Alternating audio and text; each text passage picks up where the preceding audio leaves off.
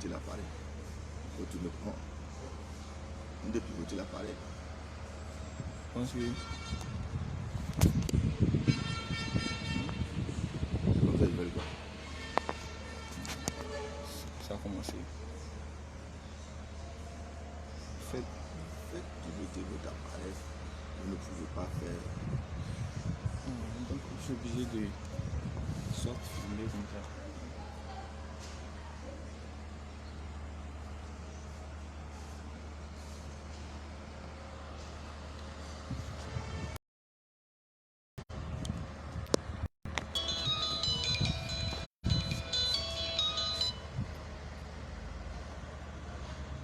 Alléluia.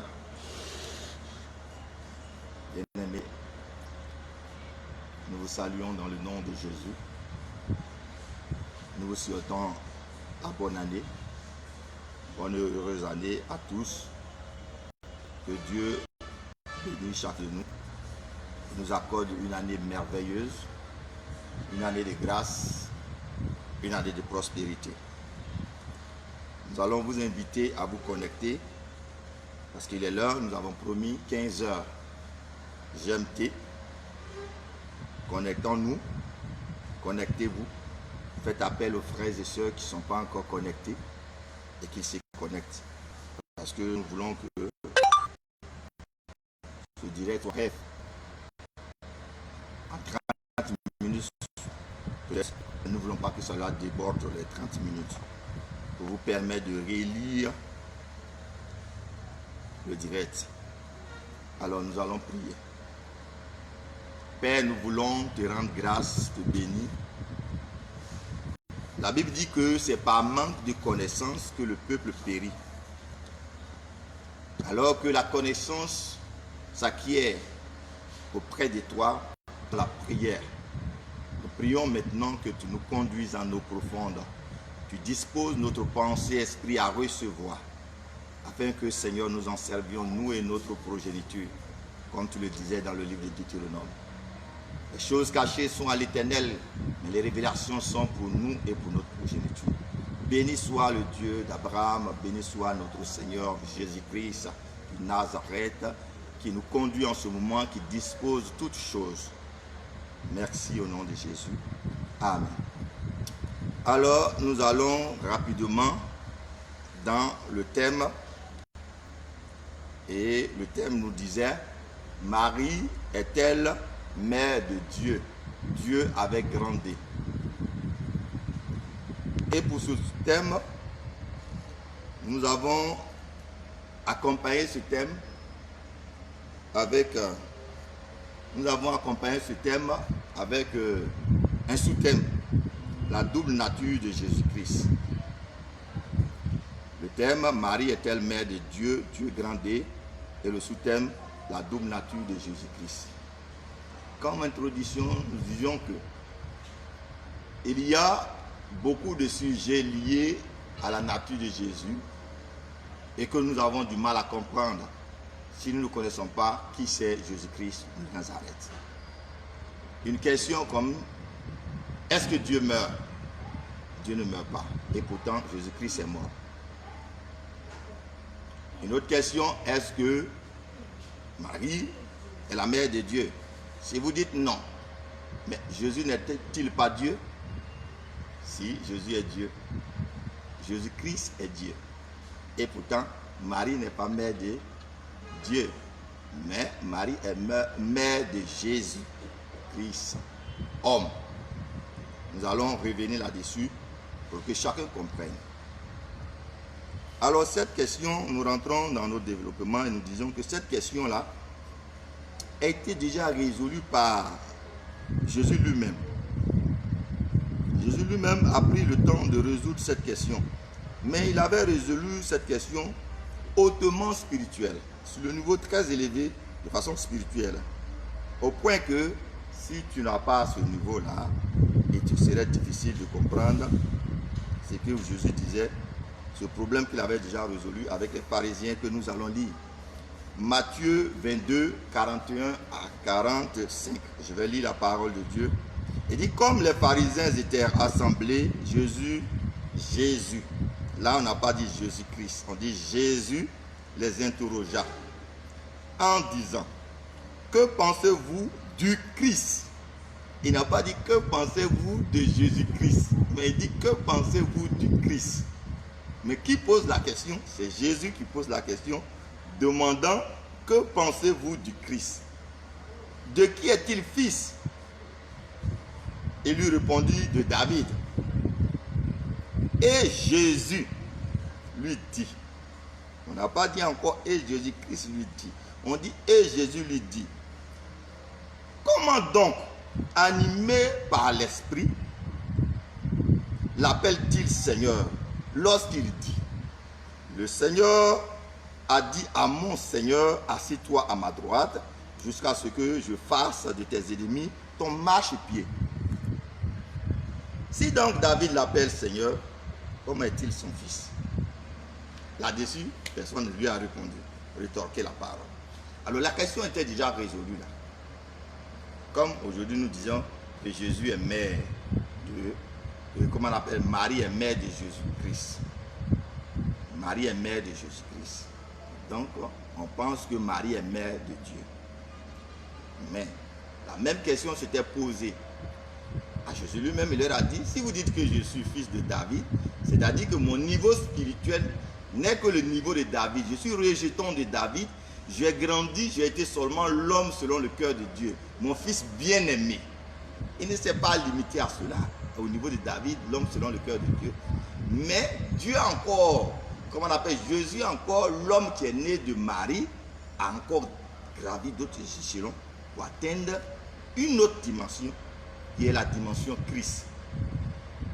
Bien-aimé, c'est cela qu'il fallait comprendre dans ce que Jésus leur disait par rapport à David. Donc, David représente ici un niveau spirituel qu'un homme, un enfant de Dieu, un chrétien doit atteindre. Un niveau d'onction, un niveau de la conduite de l'esprit. Si on arrive à l'apôtre Paul, on parlera de la crucifixion de la chair. Parce qu'en ce niveau, ce n'est plus nous qui vivons, mais c'est Christ qui vit en nous. Alors, si nous nous limitons à cela, il nous serait difficile de comprendre ce que nous sommes en train de dire. Nous parlons maintenant au sous-thème pour nous aider à comprendre que Jésus, Marie est mère de Jésus-Christ homme, mais elle n'est pas mère de Jésus-Christ Dieu. Elle est mère de Jésus, mais elle n'est pas mère de Christ. Alléluia. Alors nous allons maintenant à la naissance de cet homme, Jésus. Cet homme, Jésus, va naître quelque part, mais sera relaté par un apôtre du nom de l'apôtre Paul, et qui va parler dans Philippiens 2, 5 à 7. Philippiens 2, versets 5 à 7. Nous allons le lire ensemble. Philippiens 2, 5 à 7 dit quoi? Ayez en vous les sentiments qui étaient en Jésus-Christ, lequel existait en forme de Dieu, n'a point regardé comme une proie arrachée d'égal à Dieu, d'égal avec Dieu. Mais il s'est dépouillé lui-même, prenant une forme de serviteur, en devenant semblable aux hommes et ayant paru comme un simple homme, comme vous et moi. Voilà ce qui s'est passé en réalité. Jésus-Christ était Dieu. Parce que Jésus renferme deux identités. Il était Christ d'abord, l'Esprit de Dieu. Il était le Saint-Esprit. Alors l'homme, nous savons qu'il y a Dieu le Père, Dieu le Fils, Dieu le Saint-Esprit. Donc Dieu le Fils devait venir faire son œuvre pour donner une image humaine de Dieu à la terre. La première image de Dieu. Parce que Genèse 1, 26 nous a bien dit, Dieu voulait que l'homme soit créé à son image. Dans la première image, l'homme né d'esprit, là, le spécimen de l'homme parfait devait venir pour la première fois sur la terre. L'homme charnel ne pouvait pas. Le premier Adam a échoué.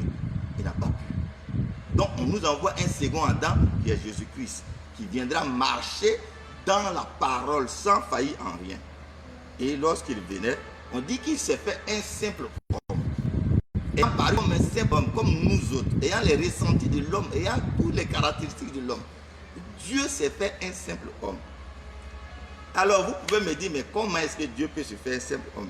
Certains diront que Dieu ne peut pas se faire un simple homme. D'accord. Mais quand tu dis que Dieu ne peut pas se faire un simple homme, tu es en train de limiter Dieu. Tu es en train de dire que Dieu n'est plus omnipotent.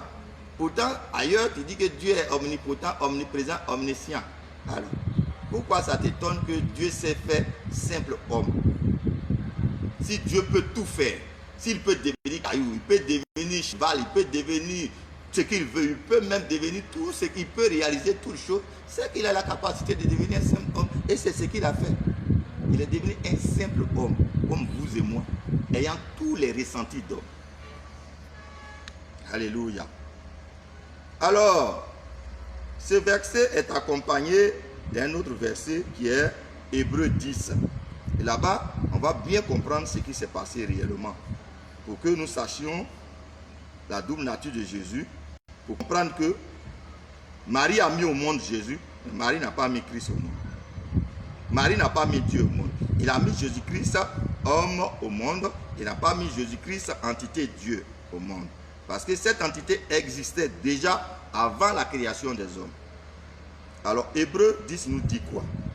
Versets 5 à 10. Je vais le lire encore pour que nous comprenions et que chacun de nous soit situé sur cette petite parole qui est de taille, qui a une portée hautement spirituelle et qui peut beaucoup nous aider dans notre vie spirituelle. Si tu n'as pas compris cela, tu auras des difficultés à gravir les échelons de la croissance spirituelle. Alors il dit quoi? Hébreux 10, 5 à 10. C'est pourquoi Christ, là on ne dit plus Jésus-Christ, hein, on dit Christ entrant dans le monde dit, dans la nature de Dieu, l'Esprit de Dieu venant dans le monde dit, tu n'as voulu ni sacrifice ni offrande, mais tu m'as formé un corps. Qui forme un corps? Dieu se forme un corps humain pour venir sur la terre. Parce qu'il comprend que les humains n'arrivent pas à marcher dans la loi qu'il a prescrite à Moïse, la loi qui est la sanctification, la loi qui ramène l'homme à la perfection, à la sainteté. Pour atteindre la nature de Dieu, l'homme a été incapable de pratiquer cette loi. Donc lui-même Dieu, son esprit venant sur la terre, le Saint-Esprit venant sur la terre, il dit que Dieu n'a pas voulu qu'on ait sacrifice de moutons, sacrifice de cabris, de bœufs pour effacer tout, mais parce que c'est impossible. Donc pour qu'il vienne sur la terre, il dit que quoi? Christ entrant dans le monde dit, tu n'as voulu ni sacrifice, ni offrande, mais tu m'as formé un corps. Et le corps qui a été formé là, c'est ce qui est Jésus-Christ. C'est ce qui est Jésus qui est né de Marie. C'est ce jeudi-là que nous fêtons les Noël. Sa naissance, l'enfant est né. On dit Emmanuel, Dieu est avec nous. C'est ce Dieu-là qui s'est fait simple homme. Ayant les ressentis, l'Esprit de Dieu s'est fait simple homme et qui vient vers nous. La dimension esprit est fait homme. Alléluia. Et il vient exister parmi nous. Donc, Jésus a deux identités. Il est Jésus-Christ homme et Jésus-Christ Dieu. Quelqu'un va me dire, mais donne-nous un verset au moins dans la Bible où on a dit Jésus-Christ homme. Est-ce que ça existe dans la Bible? Ah bon? Peut-être que tu n'as pas lu suffisamment ta Bible. Je vais t'inviter à lire 1 Timothée 2, 5 à 6. À ce niveau, tu vas bien voir dans ta Bible où il est écrit Jésus-Christ homme. Alors il dit que quoi? Car il y a un seul Dieu et aussi un seul médiateur entre Dieu et les hommes, Jésus-Christ homme, qui s'est donné lui-même en rançon pour tous. Voilà. Donc c'est Jésus-Christ homme. La Bible précise ici Jésus-Christ homme. Alors s'il y a Jésus-Christ homme, il y a Jésus-Christ esprit. Donc c'est Jésus-Christ homme qui va se livrer pour que nous soyons libérés de la volonté humaine, de la chair humaine, de tout ce que nous avons pour transcender cette volonté humaine, pour atteindre la dimension de Dieu. Mais encore Acte 9, 22 va nous dire quelque chose qui va véritablement peut-être vous aider, nous aider encore à comprendre plus. Acte 9, 22 nous dit quoi ici? Il dit quoi? Vous allez voir que Jésus est vraiment dissocié quelque part. Et Jésus va venir lui-même gravit ces échelons, comme nous sommes en train de dire. Il dit quoi? Voilà. L'apôtre Paul, par la bouche de Luc qui écrit les actes, il dit quoi? Cependant, Saul se fortifiait de plus en plus. Il confondait les Juifs qui habitaient à Damas, démontrant que Jésus est le Christ. Jésus, l'enfant qui est né là, il est le Christ. Le Christ ici veut dire quoi? Le sauveur. Le Christ ici, c'est le petit enfant qui est venu là, c'est celui-là qui va grandir. L'Esprit de Dieu qui est en Hébreu 10:5 qui venait au monde ici, qui n'a pas demandé l'Holocauste, non, mais on lui a formé un corps, il est né comme un petit enfant là. Ce petit enfant Jésus qui est dans votre main là, c'est lui là qui va vous montrer comment on devient Dieu. Voilà. Jésus que vous voyez là, c'est lui qui est Christ. Et c'est ce qui fait toute la confusion. Jésus que Marie a mis au monde là, c'est lui qui est le sauveur, c'est lui qui est Christ. Mais il ne l'est pas quand il est né comme ça, mais il l'est qu'en marchant, parce que nous aider là, c'est ouvrir le chemin. On dit le chemin qu'il a inauguré, le chemin qu'il a ouvert, le chemin de la croissance spirituelle pour atteindre l'homme parfait. Le chemin où on applique parfaitement la parole de Dieu pour devenir parfait, pour avoir tout l'Esprit de Dieu, la plénitude de l'Esprit de Dieu. C'est ce Jésus qui est né là, qui a montré ce chemin aux hommes. Vous et moi devons appliquer. Alors, si vous ne croyez pas cela, alors comment vous pouvez m'expliquer ce verset de Luc 2,52? Ce verset de Luc 2,52. On dit encore ici, la Bible dit ici que et Jésus croissait en sagesse, en stature et en grâce devant Dieu et devant les hommes. Amen. Si vous dites que Jésus est né, il n'est pas né comme un simple homme, il n'est pas un simple homme pour gravir les échelons, mais à ce moment il grandit comment? Parce qu'ici, on parle du spirituel, on ne parle pas de croissance physique où Jésus atteint. Non, on te parle de la croissance spirituelle de Jésus. En croissait en sagesse. Quand on parle de sagesse, on parle de l'intelligence, on parle de la connaissance spirituelle, la capacité transcendante qui rend l'homme parfait. La sagesse, c'est le Saint-Esprit. Cette statue parfaite-là, Jésus l'a gravie devant nous tous. On dit qu'il était obéissant jusqu'à aller à la croix. Mais est-ce que toi, tu atteins cette obéissance-là? Si tu atteins cette obéissance, tu verras que les choses seront plus simples pour toi. Alors, Jésus-Christ ici, il a deux identités. Nous l'avons vu dans 1 Corinthiens 1 Timothée 2, 5 à 6, qu'il est Jésus-Christ homme. Celui Dieu qui s'est fait chair, l'Esprit de Dieu qui est venu être un homme comme vous et moi. Et il a gravi les échelons. Il a été rejeton de David, atteint la dimension de l'onction de David, la crucifixion de la chair. Et de là, il est rentré encore pour reprendre sa position de Dieu qu'il était en venant sur la terre. Donc, Jésus a deux dimensions. Marie n'a mis au monde que Jésus homme. Mais Jésus homme va pratiquer sa parole, la parole de Dieu. Jésus homme va pratiquer la parole de Dieu pour grandir, comme Luc 2, 52 le dit, grandir pour atteindre la statue parfaite de Christ. Christ, c'est la dimension divine. Voilà ce qui est. Donc, le Jésus né, homme, c'est lui qui est mort. C'est pourquoi Dieu ne meurt pas, mais c'est ce Jésus-Christ, homme, qui est mort. Quand les non-croyants qui n'ont pas le Saint-Esprit, qui lisent la Bible, ils disent non, mais Dieu ne meurt pas. Pourquoi Jésus-Christ est mort? Non, Jésus-Christ renferme en lui deux identités. En grandissant en Christ, il fait mourir Jésus homme. En grandissant en Jésus-Christ homme, Dieu, il fait mourir Jésus-Christ homme.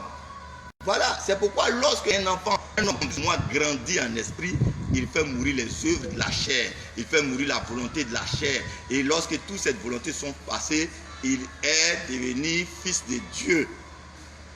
Voilà comment Jésus nous a montré le chemin que vous et moi devions pratiquer. Désormais, nous devons comprendre que Christ, c'est la dimension divine, c'est la plénitude du Saint-Esprit, selon Éphésiens 4, 13, qui dit que quoi? Il faut que nous soyons enseignés, les apôtres, tout ce monde qu'on nous a donné, ils sont venus pour nous aider à avoir la statue parfaite de Christ, cette dimension divine, partant de l'homme que nous sommes, de l'homme charnel que nous sommes, pour atteindre l'homme esprit. On dit que quoi? Le premier Adam avait échoué. Il est devenu une âme vivante. Et le second Adam est devenu un esprit vivifiant. Un Dieu capable d'aider les autres à atteindre un niveau de divinité. Voilà Jésus-Christ renfermé en ces deux dimensions. Bien-aimé, Marie a mis au monde un homme, mais un homme d'une naissance spéciale. Parce que c'est l'Esprit de Dieu qui va se faire homme. Donc il n'y avait aucun péché, il n'en a eu aucun péché en lui. Il a gravi les échelons, ouvrant le chemin par le corps de sa chair, pour que aujourd'hui nous soyons capables de transcender de toute volonté, de toute contraste, de toute contrainte humaine et atteindre cette plénitude. Lorsque le temps arrivera, chacun de nous sera rempli de cette dernière dimension de l'onction qui est la plénitude du Saint-Esprit. Merci du temps que vous nous avez disposé et nous croyons que ce petit recadrage d'enseignement va nous porter beaucoup de choses. Nous allons prier pour mettre fin. Seigneur, nous te rendons grâce. Nous croyons qu'il était important pour dire au corps de Christ que les deux dimensions que tu renfermais, les sentiments qui étaient en toi quand tu venais sur la terre et ce que tu étais avant de venir sur la terre. Seigneur, ce que tu t'étais fait capable et comment tu as pratiqué toi-même ta parole en tant que Dieu sur la terre pour montrer aux hommes comment on pratique Dieu pour devenir Dieu. Parce que ton projet depuis sa maquette virtuelle qui est dans Genèse 1,26 nous dit que nous devons être à ton image. Et la première, le spécimen de cette image, c'est Jésus-Christ. C'est Jésus qui atteint cette dimension Christ. C'est Jésus de Nazareth, celui qui est né de Marie. L'homme qui est né de Marie, c'est lui qui a marché. Le Christ qui s'est fait homme, qui est né de Marie, c'est lui qui a marché pour nous montrer cette dimension. Père, nous croyons qu'en marchant, en étudiant la marche de Jésus pour atteindre cette dimension, chacun de nous rentrera dans cette dimension en crucifiant sa chair, en enlevant en lui toute sa volonté humaine pour que la volonté de Dieu s'exprime en nous et que nous devenons Dieu sur terre, dominant réellement la terre dans toutes ses dimensions. Merci parce que tu le fais au nom de Jésus. Amen.